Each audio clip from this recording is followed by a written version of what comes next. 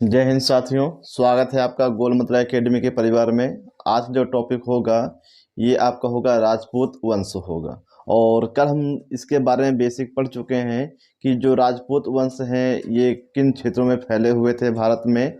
और आज हम उसी के आगे देखेंगे कि राजपूतों की जो उत्पत्ति है कैसे हुई है और ये कहाँ से आए हैं या फिर इनका जो मूल स्थान है। ये अलग अलग जो राइटर हैं वो जो उनके मत अलग अलग हैं। तो हम लोग देखेंगे कि जो पहले आपके राइटर होते हैं ये विदेशी होते हैं।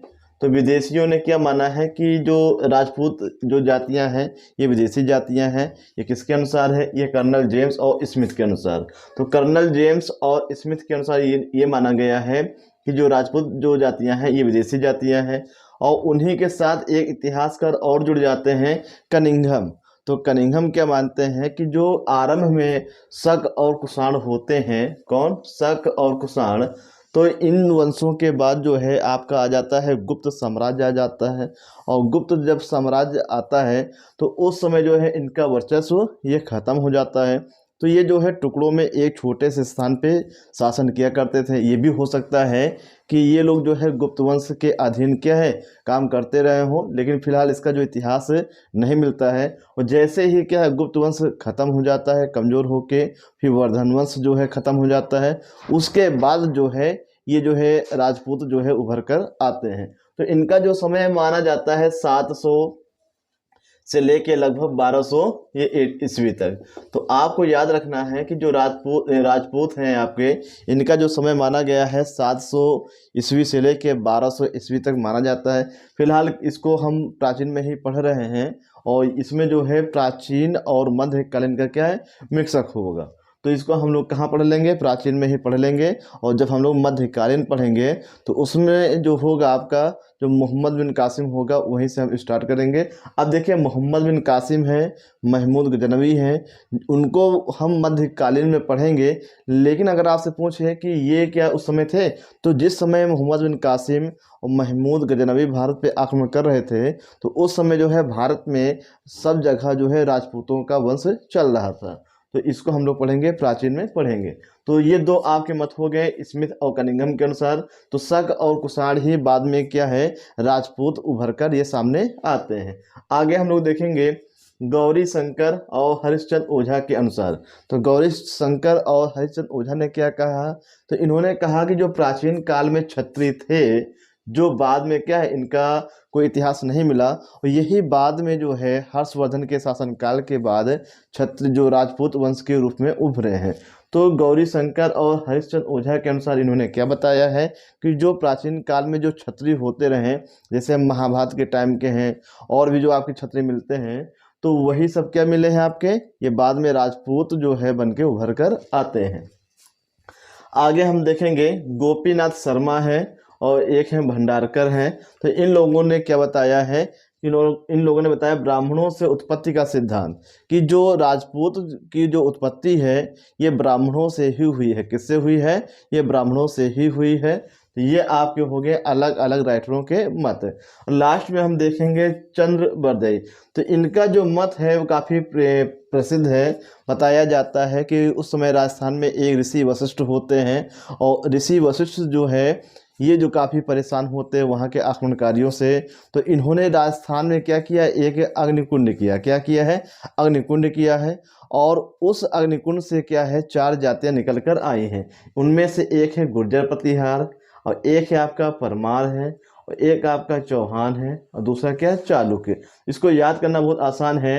ये पी हो जाएगा, ये आपका हो जाएगा चौहान से क्या हो जाएगा? सी हो जाएगा। तो पी हो गया और सी हो गया। पी से परमार हो जाएगा, पी से प्रतिहार हो जाएगा, फिर सी से चौहान हो जाएगा, और फिर सी से क्या हो जाएगा आपका? चालुक्य वंश हो जाएगा। तो ये जो चारों जो राजपूत जातियां हैं ये प्रमुख राजपूत जातियां हैं। ये क्या आपकी हैं? प्रमुख राजपूत जातियां। इनके अलावा और भी राजपूत जातियां हैं, लेकिन जो आपका चंद्रवर्दई के अनुसार उनकी जो एक कविता है वो किताब है परमल लासो, उसमें क्या बताया गया है कि राजस्थान में ऋषि वशिष्ठ ने एक अग्निकुंड किया, और जो है उस अग्निकुंड में जो है 4 जातियां निकल कर आई हैं। वो कौन कौन सी हैं? गुर्जर प्रतिहार हैं, परमार हैं, चौहान हैं और चालुक्य वंश। तो ये सब जो है क्या कहते हैं अग्निकुंड से निकलकर आई है। और ये मत किसका है, ये चंद्रबरदई का है। तो अलग अलग हम लोगों ने देखा कि कर्नल जेम्स स्मिथ के अनुसार क्या है, राजपूत विदेशी जातियां हैं। स्मिथ कनिंघम के अनुसार शक और कुषाण बाद में क्या है, ये जो है राजपूत बनकर उभरते हैं। गौरी शंकर और हरिश्चंद्र ओझा के अनुसार इन्होंने क्या बताया कि जो प्राचीन काल में क्षत्रिय थे वही उन्हीं के जो वंशज है बाद में ये जो है राजपूत बनके उभरते हैं। आगे हम लोग देखेंगे गोपीनाथ भंडारकर, इन्होंने क्या बताया है, इन्होंने ये बताया है कि जो राजपूत हैं इनकी जो उत्पत्ति है ब्राह्मणों से हुई है। और लास्ट में आपका चंद्रबरदई, तो चंद्रबरदई ये बताते हैं कि राजस्थान में एक ऋषि होते हैं और उन ऋषि का नाम होता है ऋषि वशिष्ठ। और ऋषि वशिष्ठ जो है आक्रमणकारियों से काफ़ी परेशान थे, तो इन्होंने एक अग्निकुंड बनाया और उन्होंने क्या ईश्वर की उपासना की और ये कहा कि हे ईश्वर मेरी रक्षा करो। तभी ईश्वर ने क्या किया है, इस 4 प्रकार की राजपूत जातियों का ये निर्माण किया है। और वो अग्निकुंड से कौन कौन सी निकली हैं, गुर्जर प्रतिहार, परमार हो गया, चौहान हो गया और चालुक्य या सोलंकी वंश। अब इसके बाद जो है ये तो आपकी प्रमुख हो गई, इनके अलावा और भी राजपूत जो जातियां हैं इन्हीं से निकल निकल के बनी हैं, तो उनको हम स्टेप बाय स्टेप करके हम चलेंगे। तो पहला जो हम लोग पढ़ेंगे गुर्जर प्रतिहार वंश। जो गुर्जर प्रतिहार वंश है इसका जो क्षेत्र आपका गुजरात है, राजस्थान है, मध्य प्रदेश है, महाराष्ट्र, इन चारों राज्यों के आसपास इसका क्षेत्र फैला होता है। किसका, गुर्जर प्रतिहार वंश का। इनकी जो राजधानी होती है, पहले तो इनकी राजधानी क्या कहते हैं उज्जैन होती है और बाद में क्या हो जाती है, कन्नौज। तो ये आपसे पूछेगा कि गुर्जर प्रतिहार वंश की जो राजधानी है वो कौन सी है, तो वो जो पहले होती है उज्जैन होती है, बाद में क्या हो जाती है, कन्नौज। तो ये चीज़ 2 पॉइंट आपको याद रखना है। गुर्जर प्रतिहार वंश की जो राजधानी है पहले आपकी उज्जैन होती है, बाद में क्या हो जाती है, कन्नौज हो जाती है। नेक्स्ट पॉइंट देखेंगे हरिश्चंद्र। देखिए इसमें बहुत सारे राजा होते हैं लेकिन बहुत सारे राजाओं को पढ़ने कोई मतलब नहीं है क्योंकि उनसे कोई विशेष क्वेश्चन आपके नहीं बनते हैं। यहाँ पे मैंने उन्हीं राजाओं को उठाया है जहाँ से क्या है क्वेश्चन आपके पूछे जाते हैं या फिर पूछे जाने की प्रबल संभावना है। और आप देखेंगे उठाकर कि अगर गुर्जर प्रतिहार वंश से क्वेश्चन आता है तो आपको इसी वीडियो से मिल जाएगा, अदर चीज़ें आपको पढ़ना नहीं पड़ेगा। तो आगे हम लोग देखते हैं कि हरिश्चंद्र जो है ये पहले आपके राजा होते हैं और ये इस वंश के क्या होते हैं, संस्थापक। अगर आपसे पूछे कि गुर्जर जो प्रतिहार वंश है इनके जो संस्थापक कौन होते हैं, तो इसका आंसर जो होगा ये हरिश्चंद्र होंगे। कौन होंगे, हरिश्चंद्र होंगे। लेकिन आपसे ये पूछे जब ये इन्होंने स्थापना की, इनके वंश में जो है इस वंश का जो वर्चस्व अच्छा नहीं था। जब इसके बाद जो राजा बनते हैं आपके, ये नागभट्ट बनते, कौन, नागभट्ट प्रथम बनते हैं और इन्हें कहा जाता है वास्तविक संस्थापक। क्या कहा जाता है, वास्तविक संस्थापक।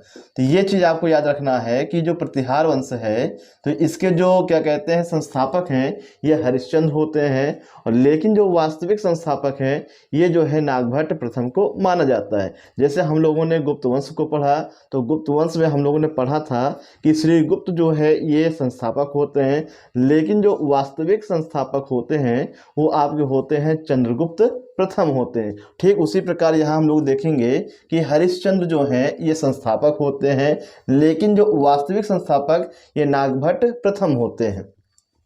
आगे हम देखेंगे ऐहोल अभिलेख। तो पीछे हम लोग इसको पढ़ चुके हैं, कौन सा वंश पढ़ चुके हैं, जिसमें क्या कहते हैं एक राजा होते हैं पुलकेशिन द्वितीय। क्या नाम होता है, पुलकेशिन द्वितीय। तो पुलकेशिन जो द्वितीय होते हैं इनका जो है युद्ध होता है किससे, हर्षवर्धन से होता है नर्मदा नदी के किनारे। और इस युद्ध में पुलकेशिन द्वितीय जो है वो हर्षवर्धन की सेना को हरा देता है, और हराने के बाद जो है हर्षवर्धन की सेना वहीं से क्या है नर्मदा नदी को फिर से पुनः पार करके अपने साम्राज्य कन्नौज की ओर लौट जाती है। और नर्मदा नदी के किनारे जो है पुलकेशिन द्वितीय ने एक अभिलेख गढ़वाया, उसमें बताया कि हमने जो वर्धन वंश के सम्राट हैं हर्षवर्धन को हराया है। और उसी अभिलेख में, कौन सा, ऐहोल अभिलेख में जो है गुर्जर प्रतिहार वंश के बारे में उल्लेख मिलता है। तो ये जो अभिलेख किसका है, ये पुलकेशिन द्वितीय का है, जो कि इस वंश से संबंधित नहीं है। तो इसी अभिलेख में सबसे पहले जो है गुर्जर प्रतिहार वंश का उल्लेख किया गया है, और इसी अभिलेख से हमको ये पता चलता है कि जो पुलकेशिन द्वितीय है इन्होंने हर्षवर्धन राजा को हराया है। आगे हम देखेंगे नागभट्ट जो है, तो नागभट्ट का उल्लेख जो है ये ग्वालियर प्रशस्ति में किया गया। नागभट्ट जो प्रथम है इनका उल्लेख इसमें किया गया है, ग्वालियर प्रशस्ति में किया गया है। और क्या बताया गया है, इसे मिलेच्छों का नाशक कहा गया है। मिलेच्छ जो उस समय जो है अरब निवासी होते हैं, तो अरबों को क्या कहा गया है, मिलेच्छ कहा गया। क्या कहा गया है, अरबों को मिलेच्छ कहा गया है। तो नागभट्ट जो प्रथम होते हैं इसे अरबों का जो है नाशक कहा गया है। नेक्स्ट पॉइंट है वत्सराज। तो ये सबसे महत्वपूर्ण है और इसको जो है हम क्या है कई जगह ये पढ़ चुके हैं कि वत्सराज जो है ये त्रिपक्षीय संघर्ष में आते हैं। किसमें आते हैं, त्रिपक्षीय संघर्ष में ये आते हैं। तो वसराज के बारे में हम लोग पढ़ चुके हैं पीछे, त्रिपक्षीय संघर्ष। तो फिर से पढ़ लीजिए क्योंकि ये बहुत ही इंपॉर्टेंट है कि त्रिपक्षीय संघर्ष क्या है। तो इसमें हम लोग देखेंगे कि स्थान कौन कौन से होते हैं। एक आपका हो गया गुजरात हो गया, एक कन्नौज हो गया, एक आपका हो गया पश्चिम बंगाल में पाल वंश। तो ये आपका गुजरात है, ये आपका कन्नौज है, ये आपका बंगाल। तो बंगाल में था उस समय पाल वंश था। और यहाँ ये कन्नौज में क्या उसमें जो है यहाँ पे कोई सत्ता ठीक से स्थापित नहीं रही है। तो इसी को हथियाने के लिए अलग अलग वंशों में के आपस में जो है युद्ध चल रहा था। और नीचे था यहाँ पे क्या है, राष्ट्रकूट वंश। तो यहाँ पे होते हैं वत्सराज होते हैं। कौन होते हैं, वत्सराज होते हैं। और यहाँ पे राजा ध्रुव होते हैं और यहाँ पे राजा धर्मपाल होते हैं। तो राजा धर्मपाल जो है ये पाल वंश के राजा होते हैं और राजा ध्रुव जो है राष्ट्रकूट वंश के राजा होते हैं। और वत्सराज तो आप पढ़ ही रहे हैं गुर्जर प्रतिहार वंश के हैं। और ये आपका स्थान है कन्नौज। तो सबसे पहले कन्नौज पे अधिकार किसका हुआ है, दो ये धर्मपाल, पाल वंश के जो राजा होते हैं धर्मपाल, तो इन्होंने कन्नौज पे अपना अधिकार कर लिया था। बढ़िया अच्छे से क्या है शासन कर रहे थे। जब ये जानकारी वसराज को पड़ती है कि कन्नौज पे अधिकार धर्मपाल का हो गया और धर्मपाल जो है मूल रूप से पश्चिम बंगाल के होते हैं, तो ये जाते हैं कहाँ पे, कन्नौज पे आक्रमण करते हैं और कन्नौज में राजा धर्मपाल को हरा देते हैं। और फिर ये जानकारी किसको होती है, राजा ध्रुव को होती है। तो राजा ध्रुव जो है कन्नौज पे आक्रमण कर देते हैं और वत्सराज को हरा कर क्या है कन्नौज पे अधिकार कर लेते हैं। एट लास्ट होता क्या है कि त्रिपक्षीय संघर्ष में कन्नौज किसके हाथ में चला गया था, तो राजा ध्रुव के हाथ में चला गया था, जो कि राष्ट्रकूट वंश से संबंधित है।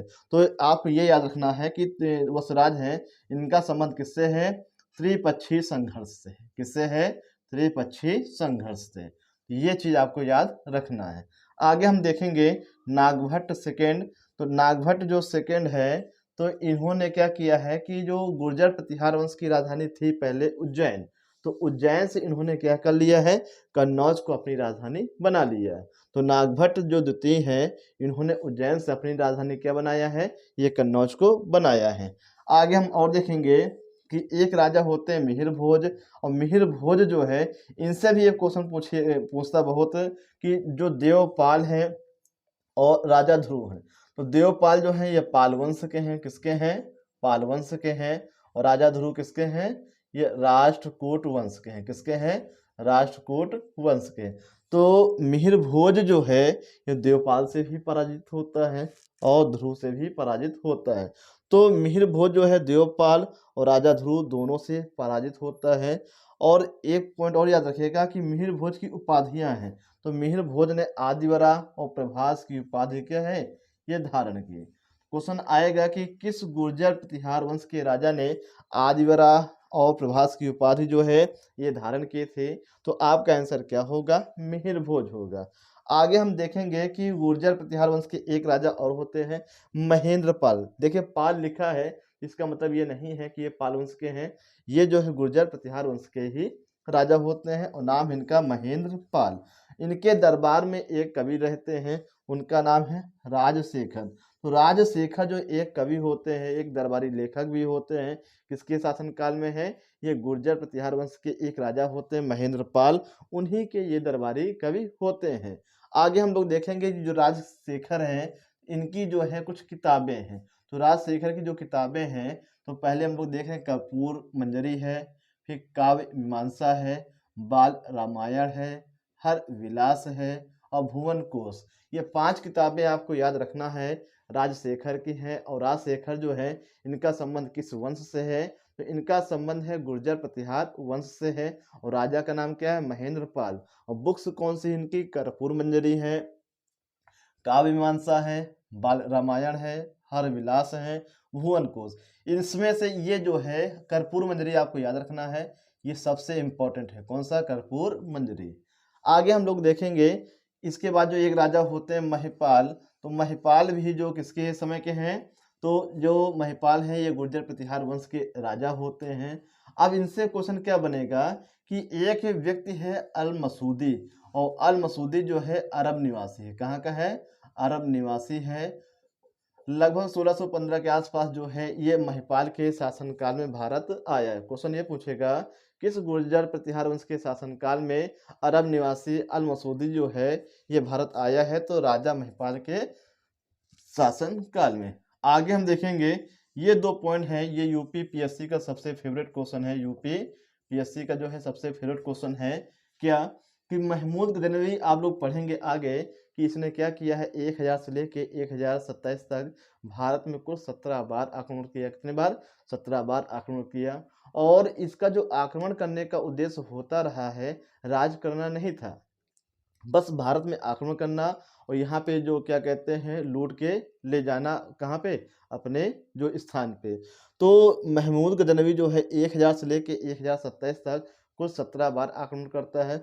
उन्हीं आक्रमणों में से जो हम लोग पढ़ेंगे सोमनाथ मंदिर जो है इसको हम पढ़ेंगे उसके समय की 1025 में जो क्या कहते हैं महमूद गजनवी ने भारत पे आक्रमण किया है। उस समय सोलंकी वंश चल रहा था गुजरात में, उसके राजा होते भीम प्रथम। तो उन्हीं के शासनकाल में क्या है महमूद गजनवी ने सोमनाथ मंदिर पे 1025 पे किया है वो आक्रमण करता है और लगभग 20 लाख जो है दिनार लेके लूट के जाता है। तो वो चीज़ें हम कहाँ पढ़ेंगे? महमूद गजनवी में पढ़ेंगे। लेकिन उसके पहले 1018 में और 1019 में, तो ये 2 पॉइंट सबसे इंपॉर्टेंट है। तो यहाँ पे महमूद गजनवी जो है ये आक्रमण करता है और राजपाल को क्या है ये हराता है। ये हार जाते हैं और ये क्या होते हैं? जीत जाते हैं। यहाँ पर भी देखते हैं फिर राजपाल का बेटा होता है त्रिलोचन, तो त्रिलोचन भी महमूद गजनवी से हार जाता है और यहाँ पे महमूद गजनवी की क्या होती है? ये जीत होती है। ये 2 पॉइंट आपको याद रखना है 1018 में और 1019 में, दोनों में महमूद गजनवी आक्रमण करता है और दोनों युद्धों में क्या है महमूद गजनवी की जीत होती है। और पहले होते हैं राजपाल, ये भी हार जाते हैं। फिर राजा बनते हैं त्रिलोचन, ये भी क्या है हार जाते हैं। तो इस प्रकार से ये आपका टॉपिक समाप्त होता है। कौन सा? राजपूत वंश का पहला भाग। तो अभी हम लोग क्या है इसके बाद 1 लेक्चर या 2 लेक्चर और हो सकते हैं, और 2 लेक्चर के बाद आपका जो है प्राचीन इतिहास खत्म, और फिर हम स्टार्ट करेंगे क्या?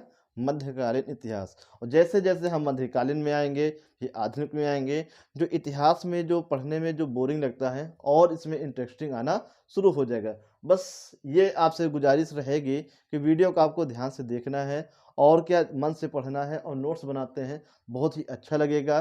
और पढ़ने के साथ साथ जैसे हम लोग तैयारी करने के पर्पज़ से तो पढ़ते ही हैं, फिलहाल हम लोगों को ऐसे भी क्या इतिहास है, भूगोल है, इनकी जानकारी होना चाहिए कि हमारे समाज में प्राचीन काल में क्या हुआ है, क्या नहीं हुआ, कैसे रहन-सहन था और किन लोगों ने संघर्ष किया, किससे किया।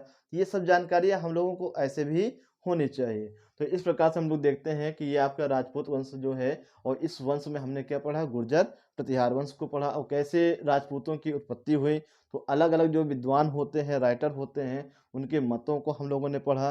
और फिर यहाँ पे हम देखेंगे गुर्जर प्रतिहार जितने भी राजा होते हैं, तो सभी राजाओं से आपके क्वेश्चन नहीं बनते हैं, ना आते हैं। जो मुख्य आपके राजा हैं, उन्हीं को मैंने उठाया है और यही आपके पेपर में क्या है? छपने वाले होंगे। तो वीडियो आपको कैसा लगा? इसका जवाब आपको कमेंट सेक्शन में लिख के बताना है। जय हिंद।